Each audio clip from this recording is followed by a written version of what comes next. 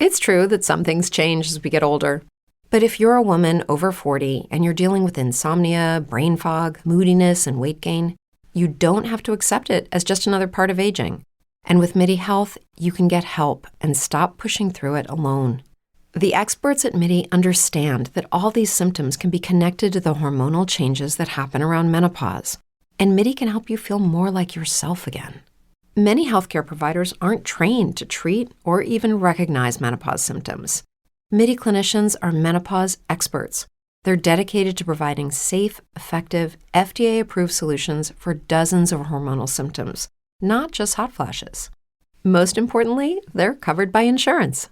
91% of MIDI patients get relief from symptoms within just 2 months. You deserve to feel great. Book your virtual visit today at joinmidi.com. That's joinmidi.com. Dear old work platform, it's not you, it's us. Actually, it is you. Endless onboarding? Constant IT bottlenecks? We've had enough. We need a platform that just gets us. And to be honest, we've met someone new. They're called Monday.com, and it was love at first onboarding. Their beautiful dashboards, their customizable workflows got us floating on a digital cloud 9. So no hard feelings, but we're moving on. Monday.com, the first work platform you'll love to use.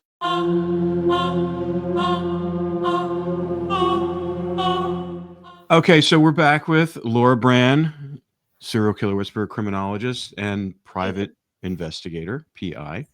And we have another installment of some Bittaker recordings that we're going to talk about. But we have to wait till Cindy turns off her phone. Sorry. So we'll wait for her to turn off her phone. And then hopefully, Laura got some good news this week, but we're not going to announce anything, but we want to kind of tease everybody. It's really good news that a lot of her people who follow her will be interested in, and hopefully next week we can kind of make that announcement. I think next week we can make the announcement, and everybody's been begging for Bittaker and Norris, so it's kind of perfect. Yeah. So it is Bittaker and Norris related. Yeah. So we will give you that much.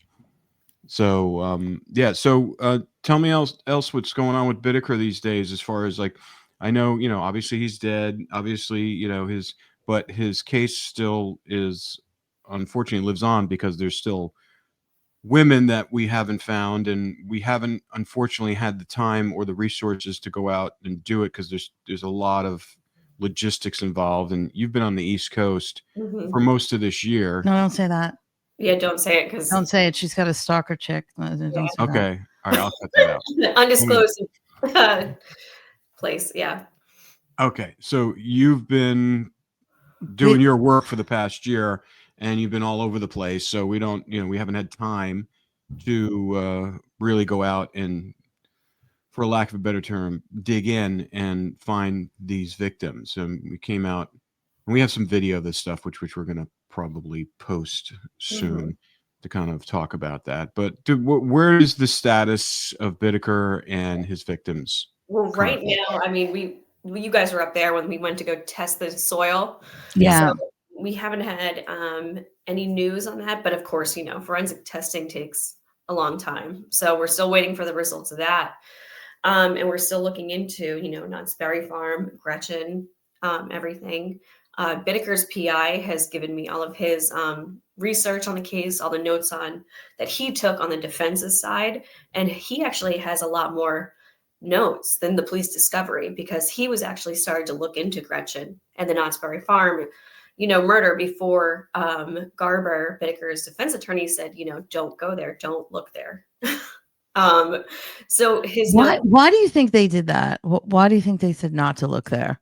Well, the prosecution can get those notes at any time they wanted to. So if he's digging around, if he's snooping, if they're not looking into it, on the police side, the DA's side, they could start, especially if he uncovers something. So that's why Garber gave the order, like, just don't look, just stop it type of deal. Because there was something there. Right. That's my point.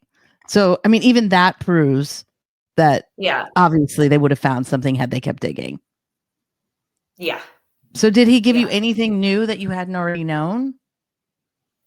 I haven't gone through all of them yet. I'm just starting to go through just the first couple of pages. I mean, it is wild. He has a lot more detailed notes than the Discovery even has. Wow. Mm-hmm. Well, you've been harping on Knott's Berry Farm for a long time, so I guarantee you that Something will come out. Yeah. something happened there. Maybe one, maybe two, maybe more. Who knows? Yeah. And Rodney Alcala was that same month, that same year. The three of them would have all been at Knott's Berry Farm because Alcala took a girl right outside Knott's Berry Farm too, that same month. Yeah, we really need to dig into this time period of why this was happening in LA at that time. Uh-huh. So many. I mean, it's just so many. Well, do you think, I mean, what do you think the status of like someone like a Bittaker or a Bittaker in waiting would troll today like a theme park? I mean, how much do you think that happens? It is pretty common. I mean, especially for pedophiles. If you look at the pedophile statistics, and we actually have a joke, in the academic world, when they host, a symposium or a conference in Florida, or especially like Orlando, everyone always calls it like the pedo city, because obviously that's where Disneyland is. I mean, Disney World and all those theme parks. And yeah, it's saturated with pedophiles. So just like somebody who might be an arsonist might become a firefighter, sadists go into police work, hospital work, pedophiles are going to go to where the children are. And unfortunately, yeah, amusement parks, that's where they do go to sometimes. I don't know if this was a rumor, but I remember you reading an article years ago when I had little ones and I would go to theme parks, and especially Disneyland and Disney World, is that there would be human traffickers and pedophiles that would troll these parks, and they would be equipped with like little kids' clothes and hair dye, and they would they would snatch a kid, bring him into the bathroom, dye their hair, change their clothes, and like literally take them from there. And I don't know if that stuff is true, but it's horrifying to even think that like there are people out there preying upon people's children at the happiest place on earth. It just so, and the fact that they did it, we know Bittaker and Laurence would troll the Knott's Berry Farms. Who knows if they went to Disneyland? Did they ever go to like other theme parks, or was it just that was their main one? But I think so. Yeah, because Bittaker had talked about a water park at points. They're looking for teenage girls. Yeah. I mean, what perfect place? Because if you look at the amusement parks, even around probably pre-teenage, like 11, 12, sometimes like the parents, as long as there's a group of kids, can go off on their own. I think like I was a pre-teen when I was allowed in the amusement park by myself, with friends. So, you're getting kids even at a younger age, even before they're hitting teenagers years, there with a group of friends. So they're kind of, away from adults. And, with the kids, even if they're a little kid and they're there with their parents, I mean, sometimes I take Romeo all the time, and with his little friends, and they want to go on one ride, but I'll just watch them from afar. So, it's a perfect opportunity for these predators, these kids, everyone's so excited about the rides and running around, it's easy for a kid to run off. It's easy. They're just easy prey. And if there's a predator there watching, especially coming out of the park, like the Knott's Berry Farm girl was, or the one that Alcala took, I mean, it's the perfect place for them to just quickly take them. Yeah. I mean, I live near a theme park, and, when my kids were growing up, I mean, when they were like, 12, 13, everybody in the neighborhood would drop them off. You could just drop them off. Mm-hmm. And then, they would be with a group of kids, and then, or even the water park too. There's a water park close by. Yeah. Same thing. But like, I wasn't really thinking. I mean, I was like, be careful, don't talk to strangers, stranger danger. But still, you really don't have any control over anything when they're there. Right. You're just hoping that they stay with the group of friends that they're with, and they don't wander off by themselves and get isolated. But I can see how it. I mean, it's better today because you can track the kids. Yeah. And I mean, that's the thing. That's really good that you can stay connected. But when we were growing up, they didn't have that. So yeah. No. And during when Bittaker and Laurence were trolling around, they didn't have anything. So, it's really scary. And that's, the era back in the 70s, 80s, even early 90s when I was a kid, you were just out the door, in the morning, and you were out until, it was dark or even later, just running around the neighborhood. I mean, it was just how it was. I mean, Yeah. it was, But kids. even with all this technology, I mean, it's still happening. People are disappearing. Right. That's Exactly. They have a huge problem up here. There's like a major human trafficking ring up here. They're snatching people, or even women. Happened the other day down the street. They took some woman from the parking lot of a Dollar Tree. Oh I my mean, God. it's like, this stuff is going on all the time. They just don't report it every 5 minutes. Right. So that's Right. why it's important to understand the signs and to be aware and to know when your instincts are buzzing, pay attention. Because Trust. even Bittaker told you that, to trust your instinct. Every serial killer has said that to me when I was scared to go in the cage with you know who. Yeah. I had asked the other serial killers at San Quentin, what advice do you have for me? And they said, you just got to trust that gut. You have that gut feeling. Rely on the primal instinct, that gut feeling. Yeah. Yeah, because they're evil intentions. I mean, they're not. You're gonna feel it. You're gonna feel that heavy negative energy or scary energy from someone. Yeah, and we're told to like really ignore that. As a child, like be nice to everybody, say yes, of course. We kind of groom children now to actually, deny that primal instinct, that gut feeling, and I think a lot of people do, unfortunately. But if you're just tuned in, rely on that. You'll pick up on that energy that you're in danger. You'll know. Yeah, you'll feel it for sure. I wanted to kind of go back because last week we had was it TJ Charles, right? That was his name, right? Yeah. Yeah, and he was interesting. I mean, he was like the son of one of the main investigators for the Hermosa PD that hunted down Bittaker and was kind of like in the early stages of. So they were seeing what was going on early on. What'd you think about what he had to say? And did it kind of align with a lot of the stuff that Bittaker told you and what you've studied?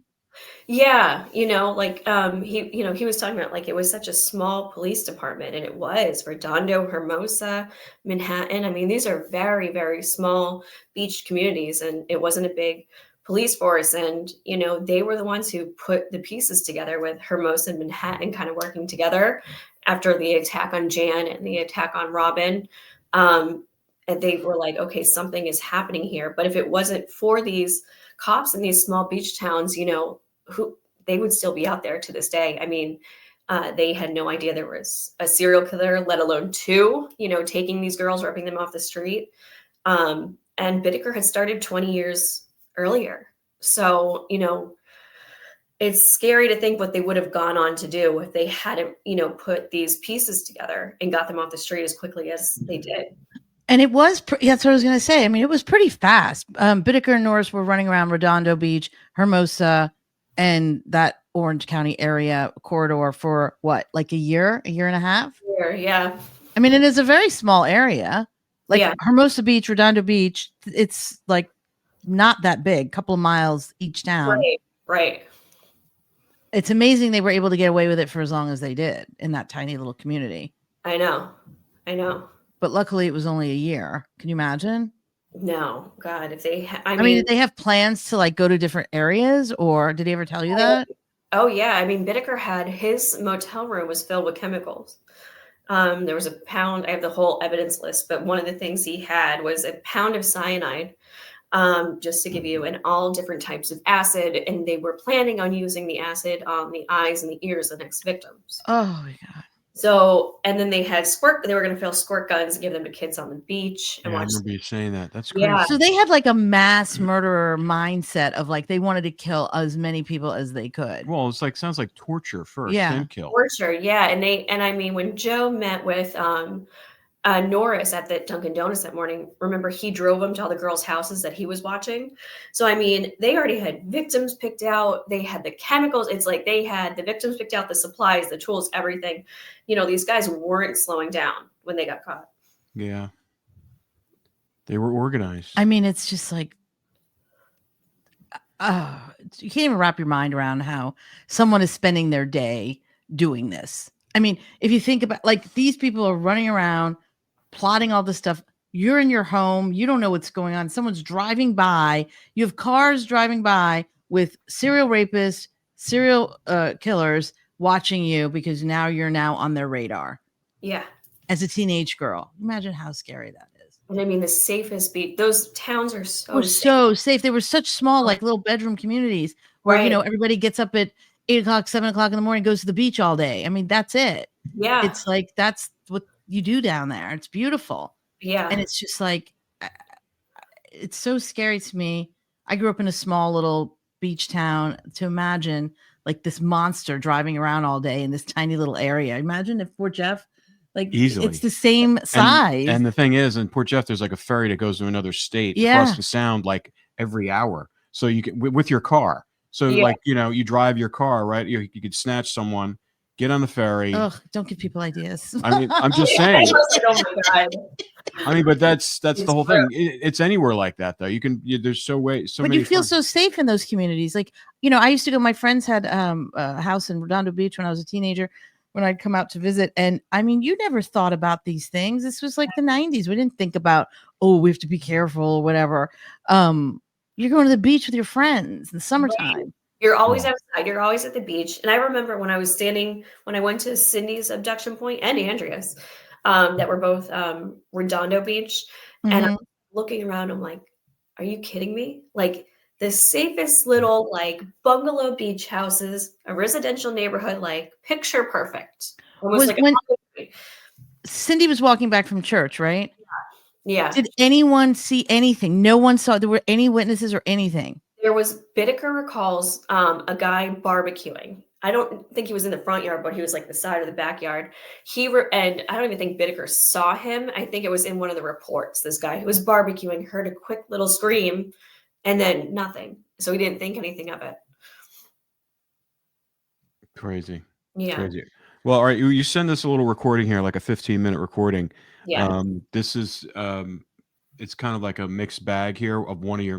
This is a conversation you had like early on. Where and what stage? No, I think this was later on with this recording. I know I jumped deeper into his sexual fantasy in this one, and I think he's talking about the Ledford tape in the beginning. I'm trying to remember. It's been years, but okay. Yeah, all right, let's listen to it. We'll stop and we'll talk about it. Wait, before you start, Laura, did we talk about the archetype of Bittaker? I think we did. No, yeah, because I haven't gone over him. All right, well, let's listen. We can kind of talk about the archetype because we haven't gotten. He's number 3. Yeah. Okay.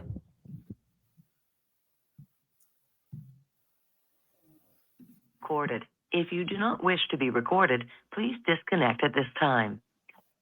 Okay. You there? Yeah, I'm here. Like I'm going to know when you were. So, there's a couple questions about the discovery I wanted to ask you and go over because some of it's like really contradictory. Gee, really? So, there's a couple different reports about the Gilliam tape that was taken. So one report says that it was like 3 girls in the room. I think Christina Drayle was one of the ones who said she was in the room listening. And now I'm just reading another report. It was it's some teenage guys who were there with their girlfriends saying that it was them with their girlfriends listening to the tape as well. Was the tape played like more than once? It's kind of hard to say the tape was played at all because all I did was it was just a few seconds of Gilliam responding as I prompted her to, stick it to me sort of thing. So that was all they heard. And I don't think, near as I remember, what's the first girl? Cindy? No, the first witness you just mentioned. Christina? Drayle. I don't think I ever played it for her. Just this was set when there were several kids in the visiting. What? Really nothing significant. You can't draw any conclusions from it because I didn't play enough. Although I think they're claiming they heard various things, but you're just making that up or mistaken. It's just I wasn't going to do something like that when I went to witnesses. Put something on with somebody screaming. I'm goofy enough naturally. That's crazy. All right, stop for a second. No, and what is he talking about? We're talking about the Gilliam tape. Mm-hmm. And if you remember, one of the first people we had on was Dina. Yeah. And she is one of the teenagers who did hear the Gilliam tape. Mhm. And we've also played my interview with Valerie. She's another teenager who heard the Gilliam tape. Unfortunately, she passed away, but we did play her recording, my interview with her. There were a couple other, Tina Berconi, she passed away, but we also played her witness statement on the podcast. All of them have heard this Gilliam tape that he made. It was Jackie Gilliam and Leah Lamb who were abducted out of, North Redondo Beach. Mm-hmm. They jumped out in front of the tennis courts is what they're really known for. Yep. Bittaker had taken a tape of Jackie Gilliam because he wanted a recording of a rape of a virgin. And this tape we're talking about, yeah. And like I said, Tina, Valerie, and Dina have all heard this tape, the Gilliam tape. What's interesting about this Gilliam tape is it's never been recovered. It's one of the ones he buried in the evidence that we're looking for. And he's saying he didn't play it for people. He's like half-assing, saying like, Right. well, I played a few lines. No, Right. And what was his reason for doing that? Just to kind of get control over them, to torture them? Yeah. To scare them? I think he was trying to like kind of prime them to see their reaction. Yeah. Yeah, exactly. Yeah, he was getting, at that point, I mean, he was like really pushing the envelope, like the boundaries to see what he could reveal to them. Mm-hmm. Who knows? Maybe like, oh, that's cool or something like that. Or maybe he can indoctrinate one of them to be part of his team, like him and Roy Norris. They can use that girl to have them as like, she can be the lure for other victims. 100%. And I think he was already doing that with some of the teenage boys, was already like exposed. I had a feeling that he was doing that with the teenage boys, that they didn't really understand what was going on. It's almost like a drug dealer. Like, he's like, bring your friends, like that, Exactly. And I think he was grooming the girls, whether he was going to bring them in as like bait, like, Ing and Lake did with, Cricket, or whether he was going to take them as a victim. Yeah, I think this was all priming. It's no different from when, we had serial killer Exxon, and I get in my car every time and he goes, honk the horn. And I go, here, I already know where this is going. I'm going to honk the horn, run over a dead animal. Then you're going to tell me to run over a live animal. It starts off so innocent and it just keeps building and building from there. And they're just priming and grooming and seeing, what your reaction is. Crazy. All right, let's keep on going. They said in the report, they're like, it sounded like you were, what did you just say? Scripting her, I guess. Yeah, it wasn't a very emotional statement. I was just kind of saying the words, and I don't even remember exactly which words, but. What do you remember? What you asked her to say? Remember what I who? Do you remember what you asked Jackie to say? No, I just said, don't remember the exact words. It was just,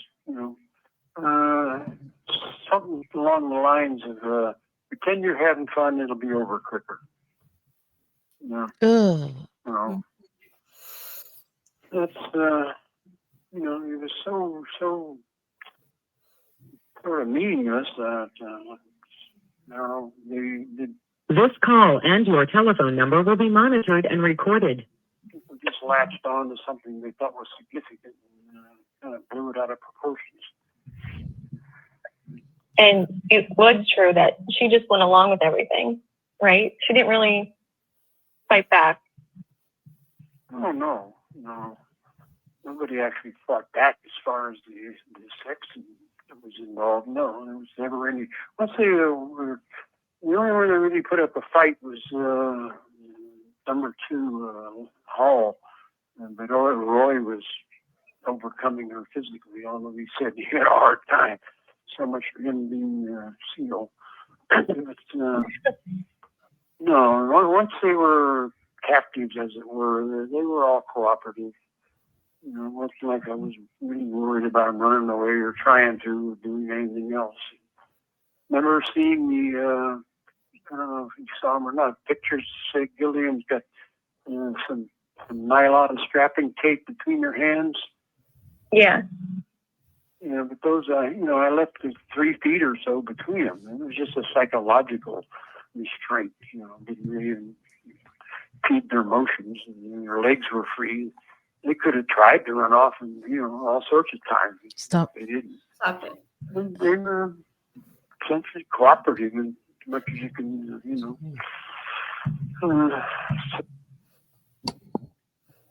Yeah, no, that's not true. I've seen the pictures of Gilliam, and her hands are duct tied. I mean, wrapped so tightly, and so are her ankles.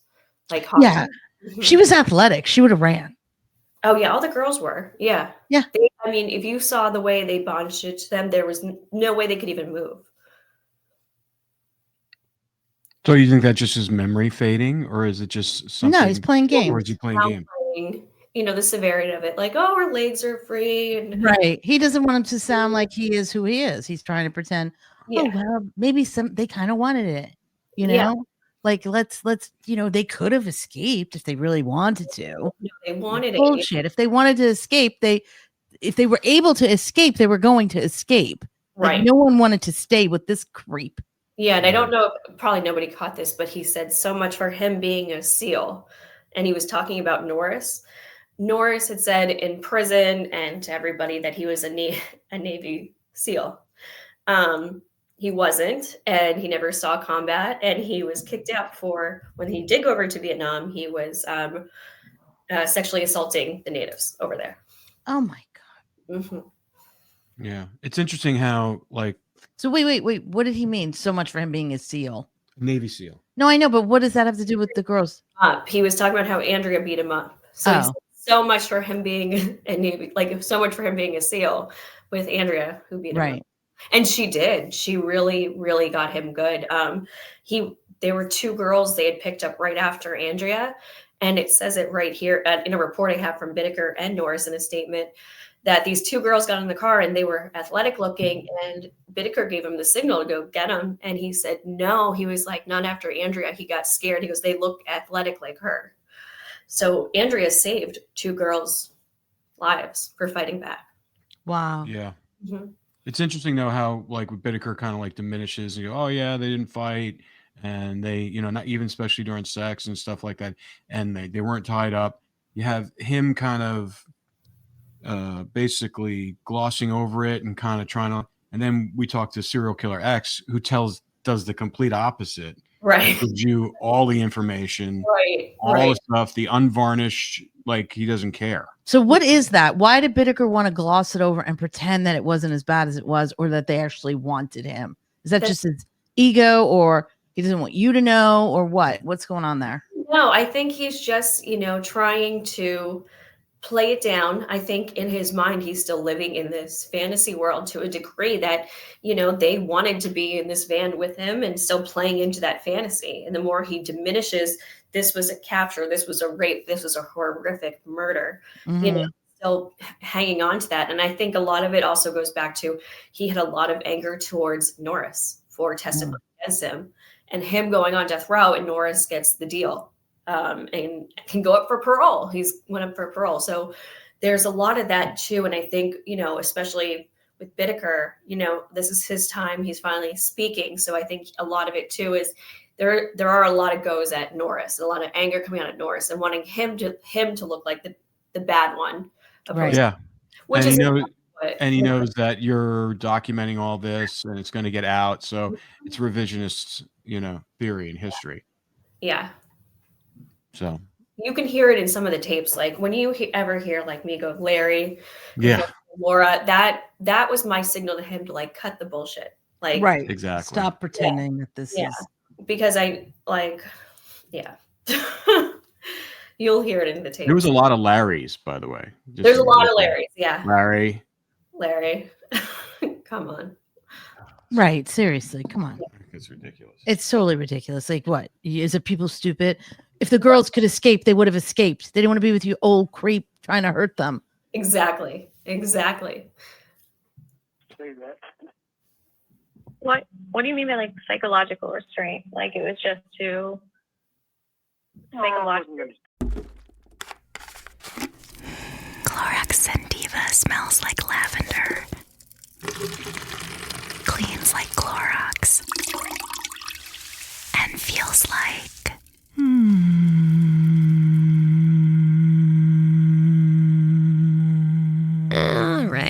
could go on for a while. Experience the long-lasting freshness of Clorox Scentiva, now available in Clorox Scentiva Lavender Scented Bleach.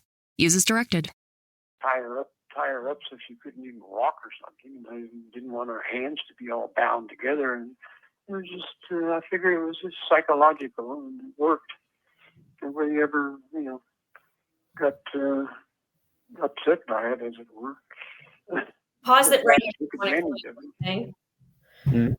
So he might not be explaining this in the tape, but what he means by a lot of psychological bonding is what he's referring to is you put a gun to someone's head and you say, if you move, I'm going to blow your skull, wide open. If you move even 1 foot, I'm going to slit your throat. Like, if you move, you see that toolbox, I am going to take out every single tool and use it on every different part of your body. Do you hear me? And then show him the tools. So he's saying he used a lot of psychological, bonding. Restraints. Right. And this is what he's referring to, but that's really what it is. Yeah, they didn't escape. They used a lot of that. Yeah, because they were scared to death for their lives. So I just wanted to explain that for everybody Okay. listening.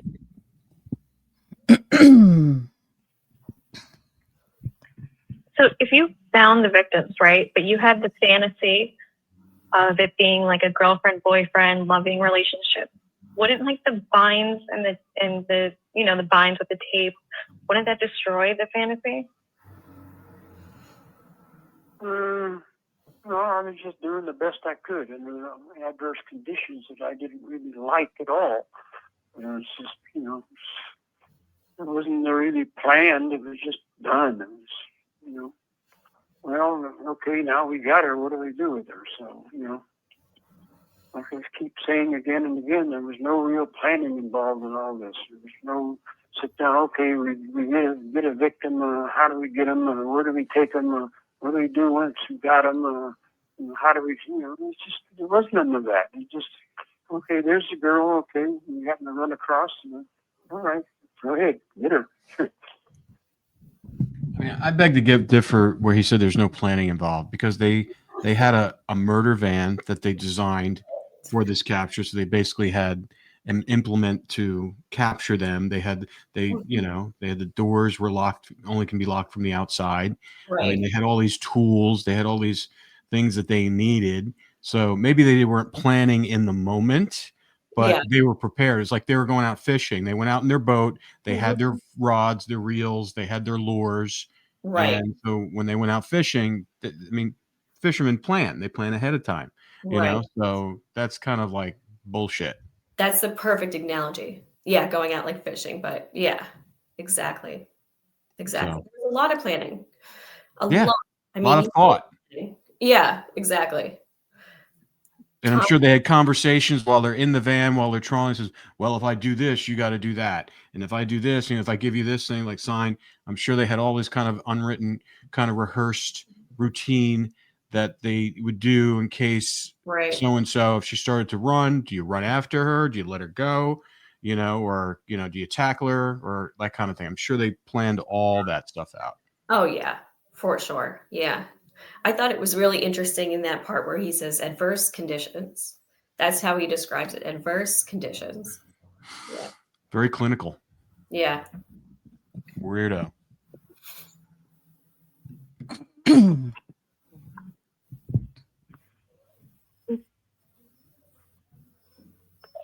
I think I want to go into the sexual fantasy of the underground. I think that's what I really want to explore. And I think that's what, the researchers are going to want to explore, because everything is going to go back to the sexualized fantasy, I mean, I think that's going to be the key to everything, is understanding that fantasy. And that's what's really going to show us the most. So just explain it to me. Like, you wanted the underground lair. Mm-hmm. So the girls, was it a girl or girls? Was there going to be more than one, or is it going to be multiple? It didn't matter. Yeah. One or more. wasn't that specific about it. So I'd be happy with one nice one. So if the girl woke up, she Stop would for a have second. to have no memory of getting. So basically, he's trying to pretend he just did this because he wanted to have one woman to love him. Yeah. Poor monster. Nobody loved him. I thought it was interesting. I didn't remember this part from before. What he actually says, victim. He says victim. So he knows what he's doing is wrong. Right. Oh, absolutely. Right there. Yeah. It's all orchestrated and premeditated and thought out very well.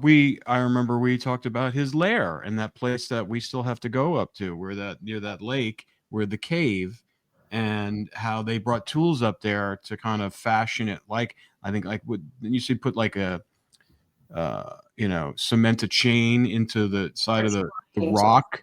They were trying to do that. Yeah. Yeah. So they were like really, so once again, this is stuff that they were really planning out. And another part, not even aside from the chemicals, is Bittaker was making a ton of money. So he was actually going to have Norris quit his job and full-time work on the lair, building the lair. And even Joe Jackson, when he first came in for that interview, he goes, he tells the police this. He goes, he wants to build this. I've seen the floor plan, the blueprints, everything. And Norris is going to quit his job and do it. And he said to the cops, I know how crazy it sounds, but you don't understand the level of intelligence of this guy. If anybody could actually do this, it's him. And I mean, it's not even that hard. I mean, look at Lake and Ing with their Right. book. I mean, that's why I always say for sexual sadists, they're like prairie dogs. They're always burrowing. Look down, look at the basements, look in, the dungeons. It's always like underground stuff, underground layers. They love to go no windows, soundproof, someplace where, Yep. Because metaphorically in their brain, they're trying to like create this. Creating their hedonism, I always say. Right. Underworld. Right. Kooky. Evil thing there. How did you plan to get her there? It wouldn't necessarily be no memory because she figure out.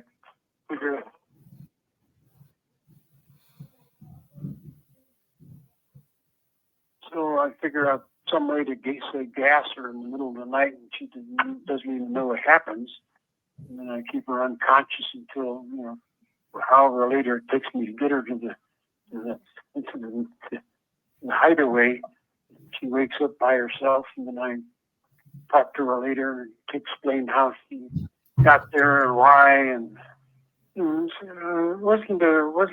it couldn't be a forceful type thing because I wanted her to fall in love with me later on, as soon as possible. So couldn't have any negative connotations or effects. We were both prisoners. Oh, right. So for that, you would have had to, for that to would have worked, you would have had to go into her bedroom at night. We'd have to work, what? You would have had to go into her bedroom at night. Wherever she happened to be living. Remember, this is all fantasy. It wasn't a matter of, how reasonable this was. It was just a fantasy. Something like what I explained could theoretically work, but it would be hard to do. It would take finances, equipment, material, It was just a simple fantasy. Right. But it was a let's play into it. No, I know. Let's play into this fantasy and let's just pretend that you did have all these resources and money for this to actually happen. If we go into that, so let's say, so you go into her bedroom, you gas her, you get her downstairs. This call and your telephone number will be monitored and recorded. You finally go up to her.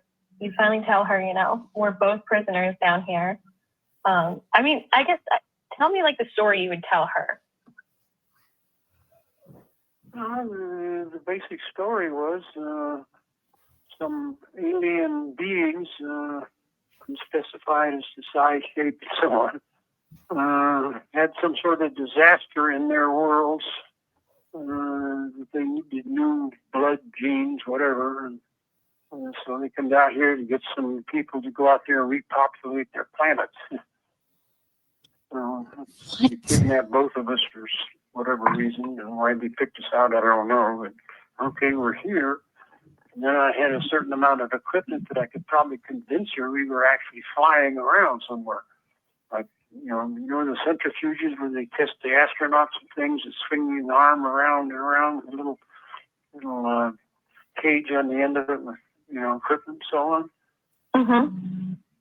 Okay, I would build something like that, and I could put her in there without her seeing the whole thing, just going from one room to another as it were down a short hallway. We're in there, that's the control panel, and by letting it slowly speed up, you would get to a point where you could turn the thing and you would feel the accelerations and so on, like you were actually flying around in a plane. And, there was no real logic to it. It was just fantasy. Yeah, he Oh had. my God. It's interesting how he really kind of filled in this narrative of hoping that if he created this narrative, that they would like fall for him.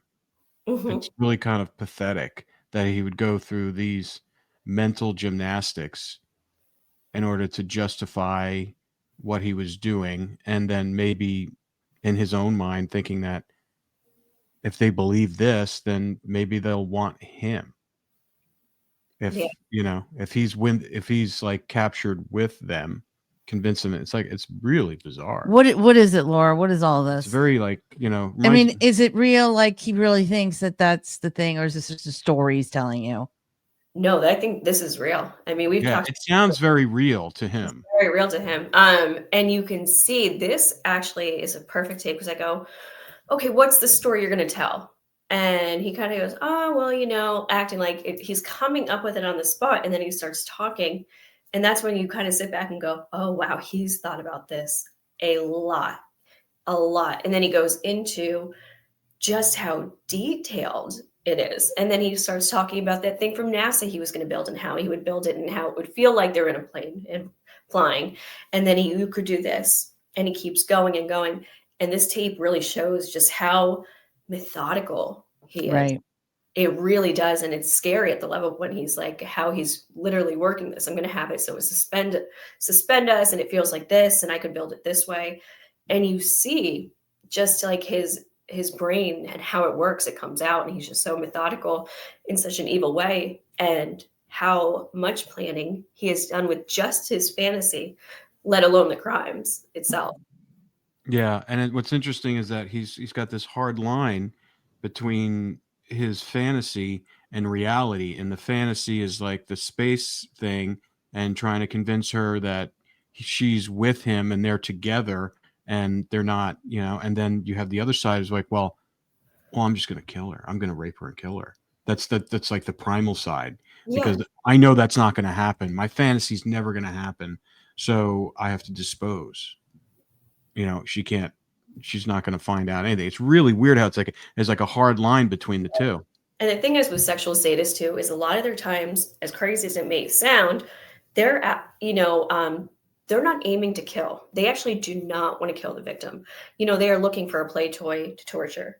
And usually when they do get killed, it's because of just from the torture, or they've just finished with their play toy, type of deal. And the play toy is half dead, so they'll kill him. But yeah, they do like to keep their victims alive for as long as possible until death does occur. Yeah, and then they have no choice but to cover it up after that and take care of it. Bizarro. Take a hell of a lot of resources and money, so If you had like the resources and the money, do you think you could have built that? That's pretty unlikely, but I could always build it to some scale or another.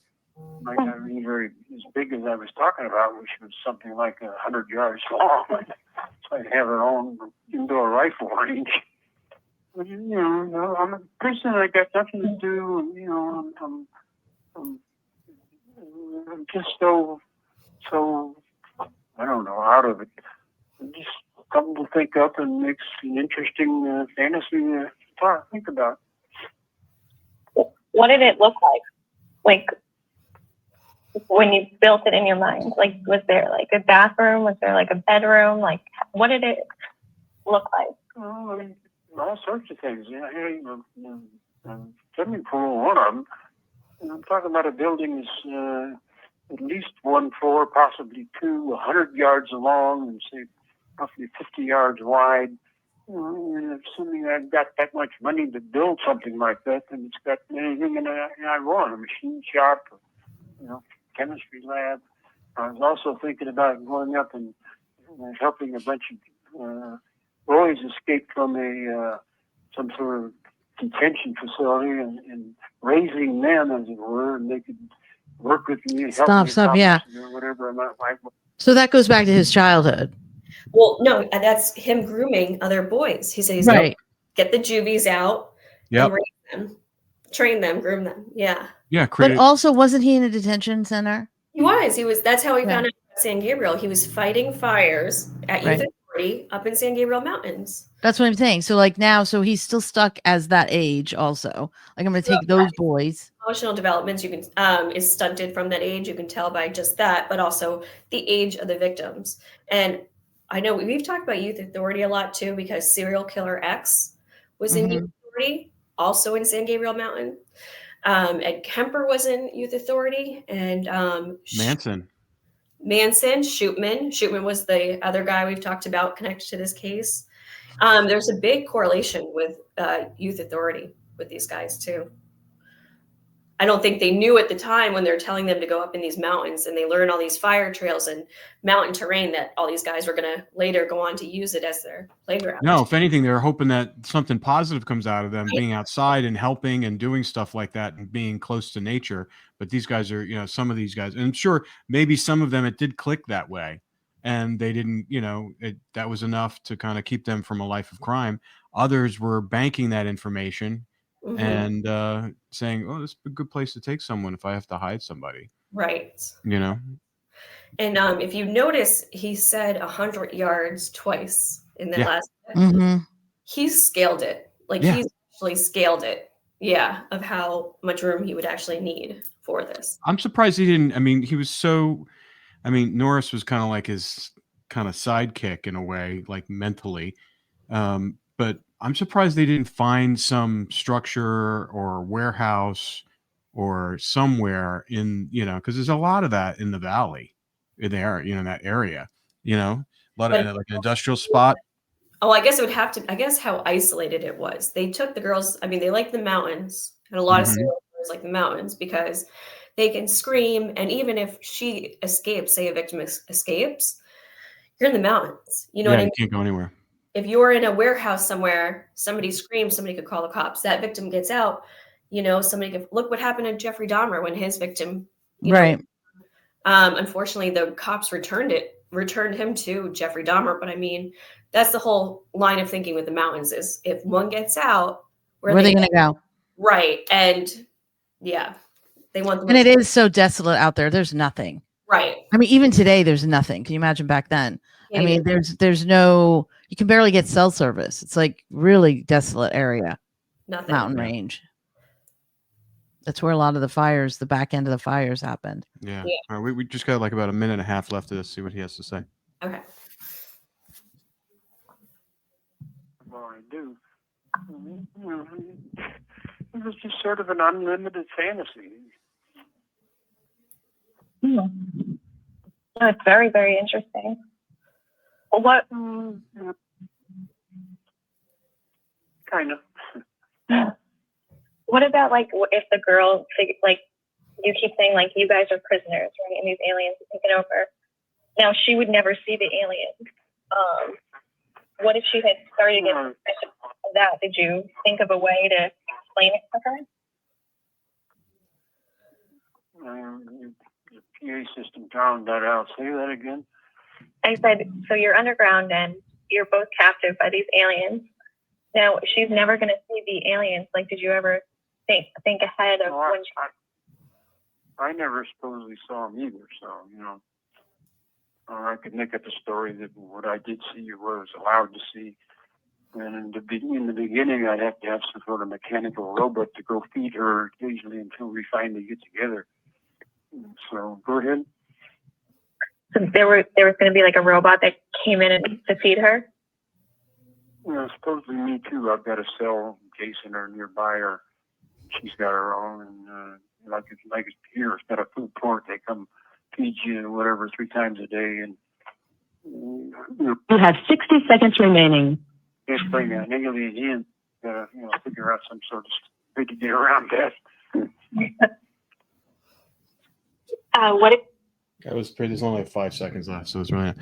Yeah. What was going through your mind when he was telling you that? Because this was kind of a while ago. This is like kind of like in the beginning stages of your research, and I mean, I don't know how I would. I mean, I'm listening to now. I'm like, this is crazy. It's wild. And I've never, he's the only, not even sexual sadist, just serial killer. Like, I'll explore their sexual fantasies, and none have ever been anywhere near this level of detail. Yeah, And the detail is scary. detail is like what just jumps in how methodical he is and the way he's thought about everything and mapped everything out. But then on top of it, you're just like, I'm like listening to this, and I kept thinking the movie Cloverfield. But then, like you said in the beginning, Rob, you're like, how gory does this get? And I go, it's not. There's literally aliens and robots. And yeah, so you're kind of hearing that is like, this is so out there. But it also reminds me of a teenage boy, or maybe even younger than a teenage boy. Yeah. Really, because Yeah, it does. It sounds like a Preteen, like a preteen, like space Yeah. fantasy. right, exactly. And the way he tells it is like a kid telling a story, and he's remembered some of the things he's talked about, but then he's making things up on the fly. Right. And then there was a robot, and the robot would feed us, and then and then the aliens, and it's like it just seems so childlike. It is childlike, yeah. But then it's like you have this guy with the 138 IQ who's like mapping it out, and he is a serial killer, and then but it's like mixed with like this little boy's like emotional intelligence. So it's just such a weird dichotomy, like all coming together, and just listening to all of it. I mean, it's really is wild. Mm-hmm. I agree. It is crazy listening to that. Did he ever come back, and did you guys ever revisit this? Oh, yeah. Lots of times. Lots of times. Yeah, I think there's the tape after this, we even go deeper. Yeah. Save for maybe next week. Yeah. It's just It's very bizarre. I can't believe you were able to get him to talk about all this stuff. I know. It's amazing. Yeah. I mean, what is some of the Alan White? What does he think? Has he ever heard any of this stuff?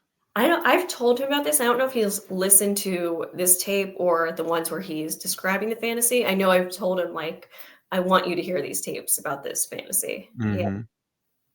Yeah. Because I'm sure he's experienced it with the mountains of people that he's spoken to too. But it's like, it's kind of like, it's like a psychological Easter egg into a serial killer's. It really is.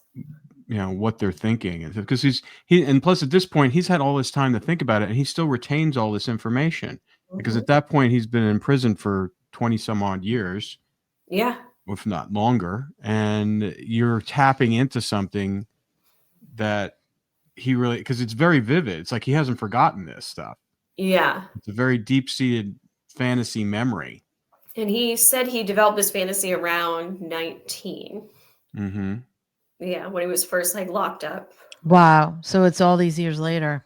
Yeah, and he was in his 70s when he Right. tape, and he developed That's it. what I'm saying. Like, this is something deep seated for this man. Like Yeah, no, it's ingrained into his psyche and his memories, and it's almost like you can tell he's like reliving it, and when he's telling it to you. Yeah. He's and not reluctant. A lot of times when you in these conversations with you, he's reluctant on revealing information, but he was just telling you the whole story. Yeah.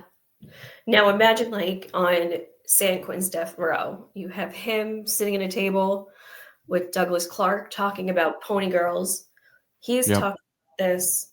They had alcohol at the table. They had craft at the table. And I mean, this was the stuff they would talk about. Just sit there and talk about. Yeah. because that was the little group of Their serial killer coffee club. Yeah. Yeah. I can't even imagine. And No, how they're all so probably trying to horrifying. one up each other. Yeah. with their stories. Yeah. Mm-hmm. Bizarro. Totally bizarro. Yeah. Well, All right, Laura. Thank you. Yeah. Till next week, we can do Till some next more. week. all righty. All right. We'll see you next week. See you next week.